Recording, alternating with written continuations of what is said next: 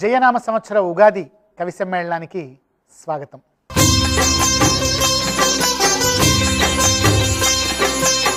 అమ్మా శైలజామిత్ర గారు తమ కవిత్వంతో ఈ ఉగాదిని స్వాగతం పలుకుతారు. ప్రారంభించండి అమ్మా. భక్తి టీవీ ప్రేక్షకులందరికీ ఉగాది శుభాకాంక్షలు. ఒక్క మాట చాలదా భువన భాండాలు దద్దరిల్లిపోవడానికి, ఒక్క చూపు చాలదా సమస్త ప్రపంచం నీ కళ్ళ ముందు ఉండడానికి, ఒక్క పిలుపు చాలదా మయూరు సైతం నీ కళ్ళ ముందుకొచ్చి నాట్యమాడడానికి, ఒక్క ఉగాది చాలదా మనం తెలుగువారిని గుర్తు చేయడానికి బాగుంది బాగుంది అని చెప్తూ ఈనాటి నా కవిత 2 గుండెల పాట. జీవితం 2 గుండెలుగా చీలిపోతున్నప్పుడు కాసేపు లాలించి మరి కాసేపు బెదిరించి నవ్వుల దారుల్ని వెతుక్కుంటున్న నదీమ తల్లి పాడుతున్న తీయని పాట నేటు కొత్త దుస్తులు ధరించి 2 కోకిలల కోరస్లను రుచి చూపుతోంది. ఇప్పుడు మన గుర్తు 2 పాయల జడ. ఒకవైపు వేపపూత, మరోవైపు మామిడాకుల కోతతో వసంతపు వేకువ నడిచి వస్తున్నప్పుడు ఆక్సిజన్ను కోల్పోయిన దేహాల్ని ఆనుకుని నాదంటే నాదనే నినాదాల నీడలలో ఉగాది వణికిపోతుంది. చాలా కాలం తర్వాత ఆకాశం 2 ముక్కలైందేమో. మన జ్ఞాపకాలన్నీ ఒక్కసారిగా ఉలిక్కిపడ్డప్పుడు చెదిరిన స్వేద బిందువులు కోకిలపై పడ్డాయేమో పాటను మరిచిపోయింది. ఆలకించేవారు, రాగాల రుచి తెలిసిన వారు ఏం చేస్తారు? చివరికి మొండికేసిన పత్రహరితాల వంకే చూస్తున్నారు. ఆశ్చర్యం, పచ్చని చెట్టు 2 రెమ్మలై 2 రెండ్ల 4 భువనాల మధ్య పోరాడుతూ గడియారపు 2 ముళ్ళ కోరల్ని దాటుకుని అలవాటైన దిక్కులతో రాజీ పడుతున్నారు. బాగుంది, చక్కగా ఉంది. ఏం చేద్దాం? భూమి మొదల్లోంచి బయటపడ్డ తరాల నాటి మట్టి పిల్లలు వాసనను కోల్పోయిన వట్టివేర్లు విడివడి నింగు నిండి నేల దాకా ఎగసిపడే గాలి తెమ్మెరలు నేలకు జారి ఒక దేహం 2 గుండెలుగా విడిపడ్డాయి. రోజుకో వారానికో ఒక్కసారి తప్పనిసరిగా జనవాహన నరకకూపంలోకి వెళుతున్నప్పుడు, చూసి కూడా పలకరించలేని నిస్సహాయతలు కనిపిస్తున్నప్పుడు కాసేపు మనసు పాత రోజులపై కదలాడి నిద్ర ద్వారాలన్నీ మూసుకుపోక ఏమవుతాయి? విశ్వమంత బరువైన ప్రేమను ఉంచిన హృదయ పీఠాలు కదిలిపోకుండా ఎలా ఉంటాయి?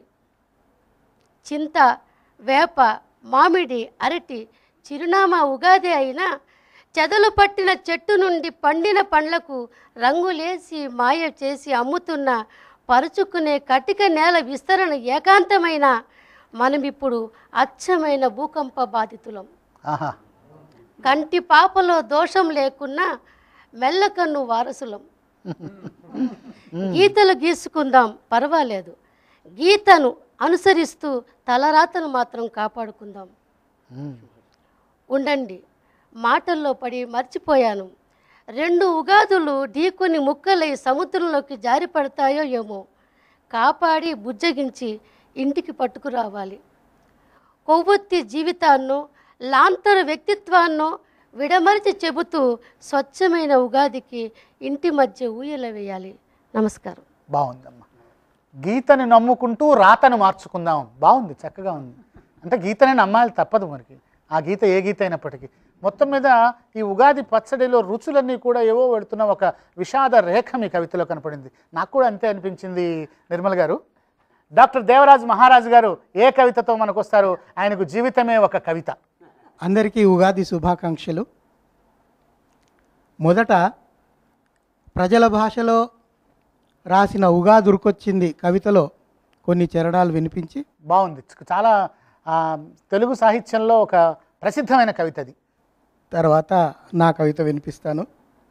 ఊళ్ళెకు ఉగాదొచ్చింది ఉరికిరాన్రి ఉరికిరాన్రి, ఊళ్ళెకు ఉగాదొచ్చింది ఉరికిరాన్రి ఉరికిరాన్రి, ఊపిర్లు బిగబట్టుకొని లేకుంటే అరువడుక్కొని ఉరికిరాన్రి ఉరికిరాన్రి. మళ్ళీ ఊళ్ళెకు ఉగాదొచ్చింది ఉరికిరాన్రి ఉరికిరాన్రి, ఊపిర్లు బిగబట్టుకొని లేకుంటే అరువడుక్కొని ఉరికిరాన్రి ఉరికిరాన్రి. బాగుంది. ఇంతకు మునుపు నిరుడు పాత ఏడాది పోయేటప్పుడు ఏడుచుకుంట నవ్వినం మనమంతా.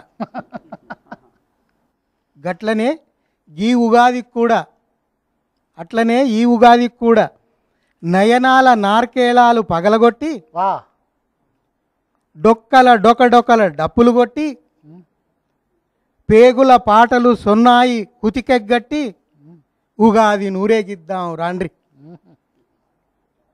ఉగాది ఏం తెచ్చిందని, ఏందేంది ఎందుకు వచ్చిందని అడగకుండ్రి అడగకుండ్రి.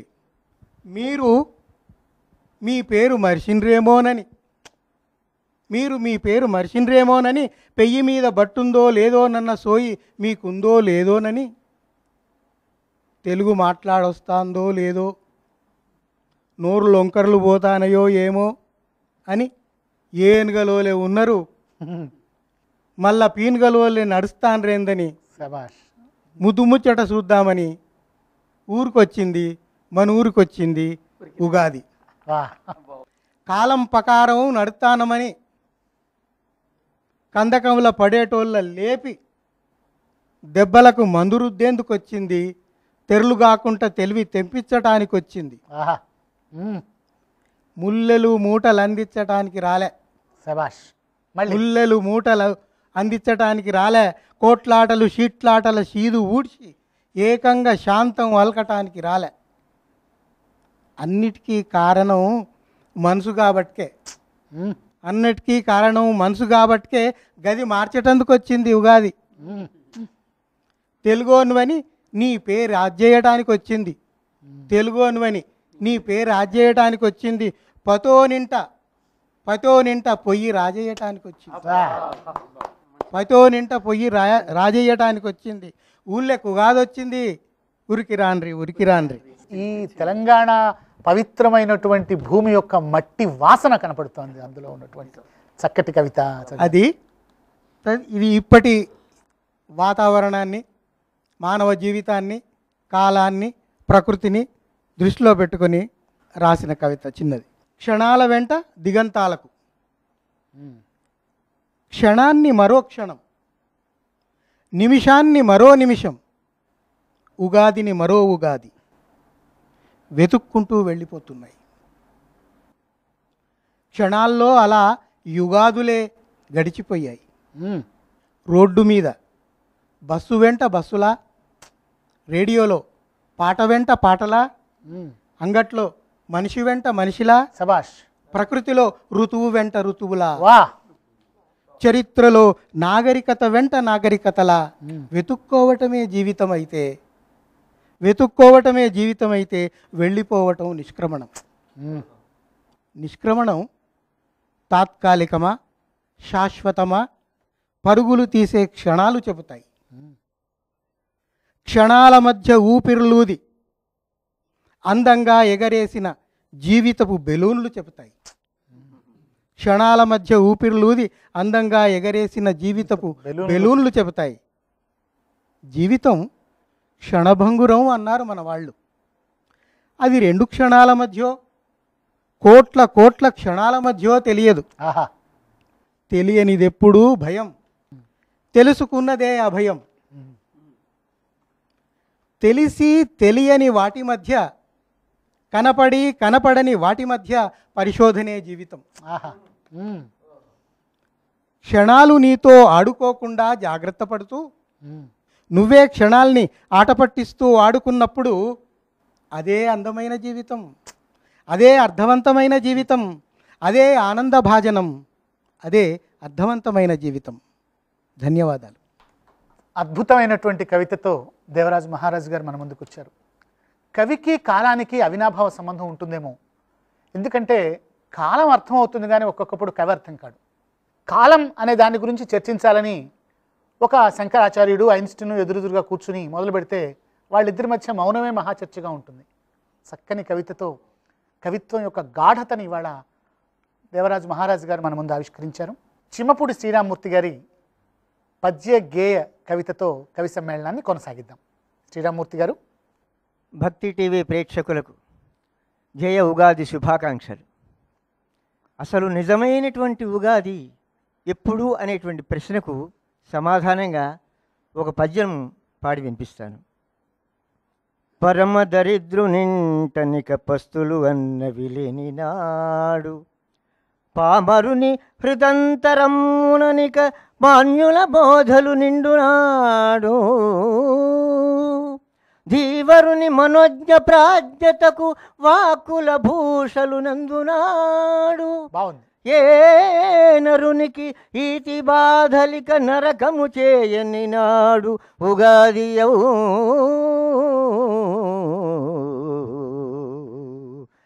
ఉగాది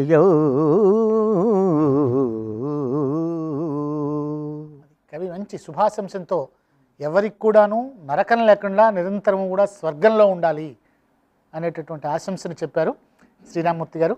గేయాన్ని ఆలపించారు. ఆమని పాట విందామని ఈ గేయ కవిత శీర్షిక. ఇందులో చమత్కారం ఏంటంటే పల్లవిలో ఒక రాగము, ప్రతి చరణానికి వేరే వేరే రాగాలు, ఆ రాగం పేరు కూడా ఆ చరణంలో వచ్చేటట్టుగా నేను ఇది ఆవిష్కరించడం జరిగింది. ఉగాదిని రాగరంజితం చేస్తున్నారు. ఆమని పాట విందామని.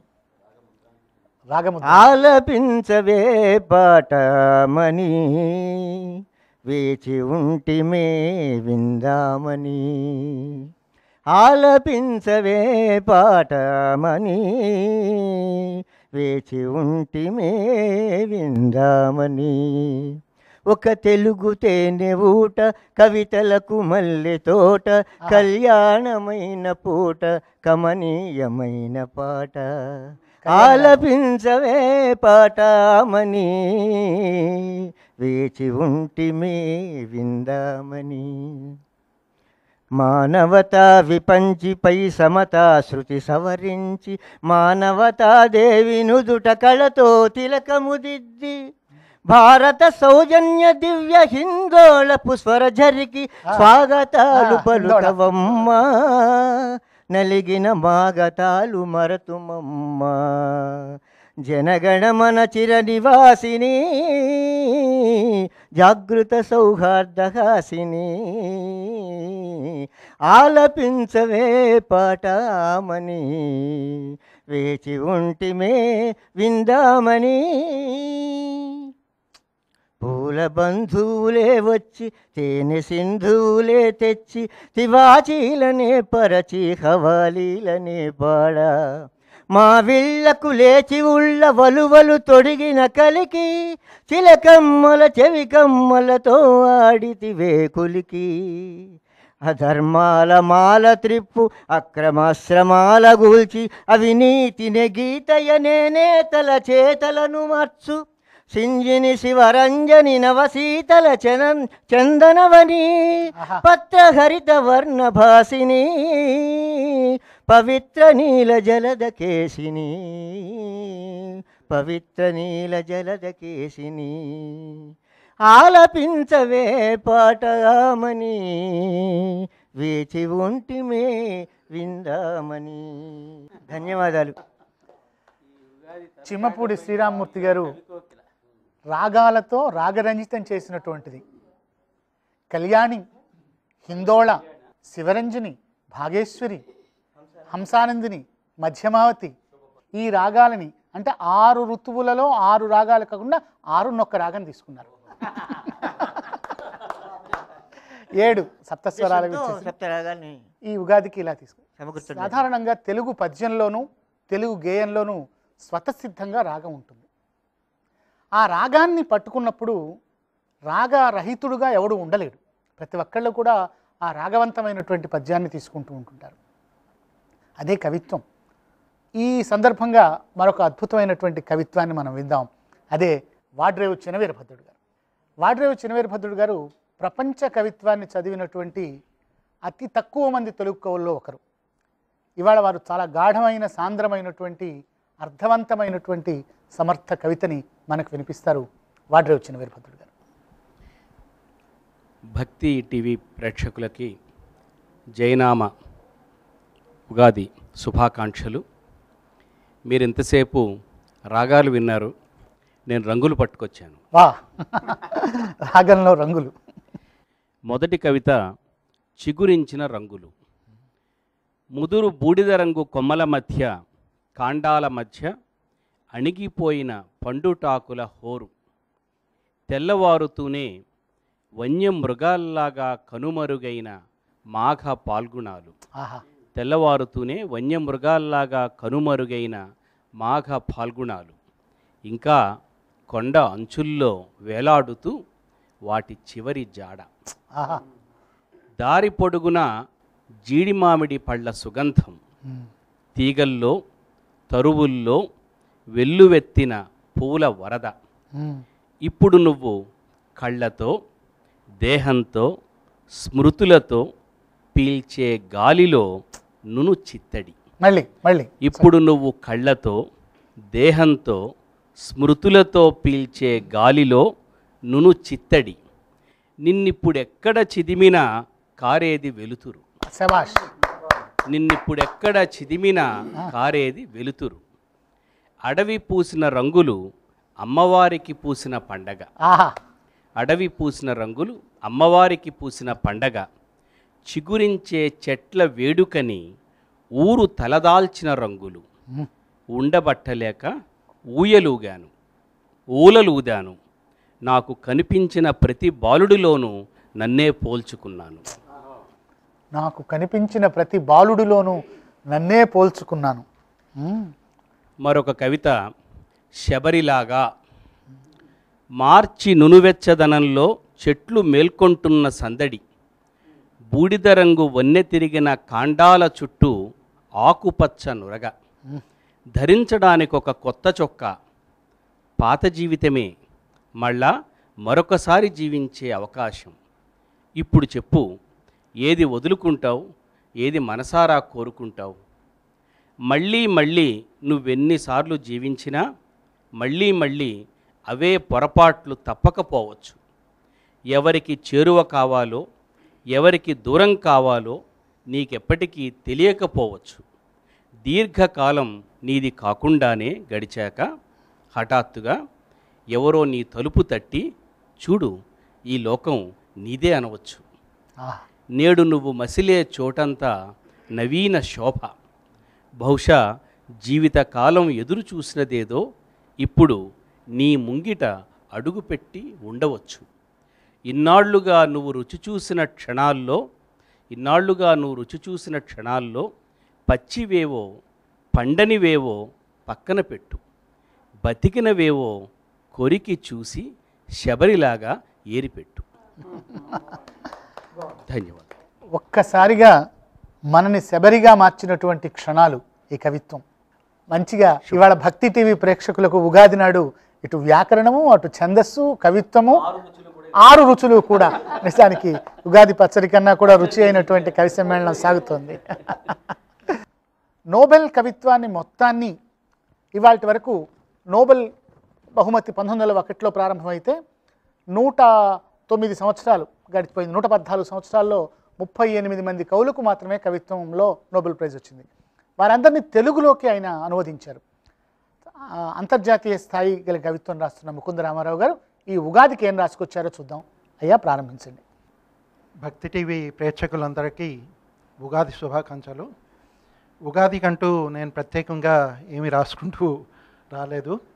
కాకపోతే ఇన్ని రంగులు, రాగాలు, గేయాలు, పద్యాలు, శ్లోకాలు విన్న తర్వాత జీవితంలోని, ప్రకృతిలోని కొన్ని చల్ల దృశ్యాలని మాత్రం మీ ముందు పెట్టదలుచుకున్నాను. ఈ మొదటి కవిత శీర్షికే చీలిన ప్రపంచాల మధ్య. బాగుంది. అర్ధాంగి కాకముందు ఆ అమ్మాయి ఒకే ఒక్క ప్రపంచంలో స్వేచ్ఛా విహంగం. ఇప్పుడు ఆమె 2 ప్రపంచాల మధ్య లోలకం. ఇప్పుడు ఆమె 2 ప్రపంచాల మధ్య లోలకం. ఈవల ఆవల 2 అడుగులు వేసి ఇరువైపులా దాహం తీర్చే నిరంతర చైతన్య ప్రవాహం. తన తల్లికిప్పుడు 3 ప్రపంచాలు. తన తల్లికిప్పుడు 3 ప్రపంచాలు. రాను రాను దూరమయ్యే రక్తాణువుల కోసం ఎన్నెన్ని ప్రపంచాల మధ్య ఊగిసలాడుతుందో. కారణభూతుడైన తండ్రున్నాడు. పగిలిన అద్దం ముక్కలన్నింటిలో ప్రతిబింబాలని చూసుకుంటూ. బాగుంది. ఇది ఒక విధంగా దృశ్యమాలిక. ఈ కవితా శీర్షిక తరతరాల. ప్రపంచ కర్మాగారానికి కనురెప్పలా చూసుకుంటున్న సమయపాలక కార్మికులు పగలు రాత్రి. ప్రపంచ కర్మాగారానికి కనురెప్పలా చూసుకుంటున్న సమయపాలక కార్మికులు పగలు రాత్రి. పగలొక కార్మికుడు, రాత్రి ఒక కార్మికుడు. సమస్త ఆకాశాన్ని తన కింద పరుచుకుని తన పైన కప్పుకుంటున్న అనంత ప్రపంచ జలరాశి. నదులు సముద్రాలన్నింటిలో రోజుకొక వేషంలో మునిగి తేలుతున్న చంద్రుడు. నదులు సముద్రాలన్నింటిలో రోజుకొక వేషంలో మునిగి తేలుతున్న చంద్రుడు. అప్పుడే కొనుక్కొచ్చిన కొత్త బట్ట వేకువ. బా, అప్పుడే కొనుక్కొచ్చిన కొత్త బట్ట వేకువ. అప్పుడే కొనుక్కొచ్చిన కొత్త బట్ట వేకువ. సూర్యుడిని ఆకర్షించడానికి కొత్త కొత్త మేఘాల్ని అనేక రకాలుగా అలంకరించుకుంటున్న ఆకాశం. ఉరుకులు పరుగులతో ఇసుక మీదకు ఉరుకుతున్న సముద్రం. పైన కెరటాలు, కింద ఇసుక, మధ్య మధ్య నవ్వుకుంటూ జారిపోతున్న చేప. కిరణాల్ని పట్టుకుని కనుమరుగయ్యే వరకు ఎగరేసుకుంటున్న గాలిపటం సూర్యుడు. కనిపించకుండా తన ఉనికిని తెలియజేసుకుంటున్న గాలి. ఆకారాల్ని నీడల్లో చిత్రిస్తున్న వెలుగు. విద్యుత్ తీగల మీద పావురాల తోరణాలు. ఏ కాలానికి ఆ ఆకులు తొడుక్కుంటూ అనేక వేషధారణలో చెట్లు. గుండ్రని మొహాలతో అన్ని వైపులా కళ్ళతో అందంగా నవ్వుతున్న పూలు. చలికాలం మంచు, ఎండాకాలపు వేడి, వర్షాకాలపు చినుకుల్ని అందరికీ పంచుతున్న తరతరాల వారసత్వం. కొండల భుజాల మీదకెక్కి చూస్తున్నట్టు అనేకానేక అద్భుతాల్ని కోల్పోయి చూస్తున్నా నేను. కొండల భుజాల మీదకెక్కి చూడడం. ఈ పగలు రాత్రిని కార్మికులుగా ఊహించడమే కాకుండా సంప్రదాయంలో కూడా పగలు రాత్రి అనేటటువంటి నల్లని తెల్లని దారాలతోని కాలాన్ని వేస్తున్నటువంటి ఒకనొక అద్భుతమైనటువంటి ఇమేజ్ని మన ముందు సాక్షాత్కరించారు ముకుందరామారావు గారు.